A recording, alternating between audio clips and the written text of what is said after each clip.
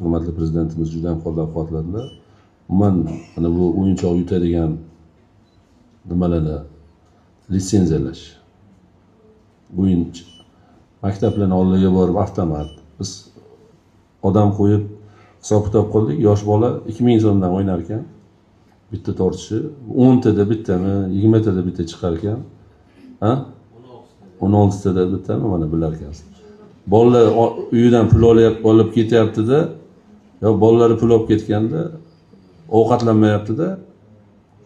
20 ming, 30 ming pul oladi, yo'lga piyada kelyapti. Sekin-sekin bu nimaga aylanyapti? Qumorga aylanyapti. Bu Yaponiya, Koreya tajribalarini o'rgandik, umuman taqiqlangan. Juda ham ma'qulladilar shu taqdimotda yoki o'yinchi, kompyuter o'yinlari nazorat. Bu ham har bir tadbirkor ochib ketaverar ekan. U ham bir tartibga solish vaqt soati keldi. Kechasi bilan o'tiradi bolalar. Kitob o'qimaydi. Bu ham sekin-sekin ekspertga o'tib ketyapti. Ayrim kompyuterxonalarda o'sha ekspertning silkasini berar ekan bolalarga. Ichki ishlar aniqlayapti. To'g'rimi? Ha?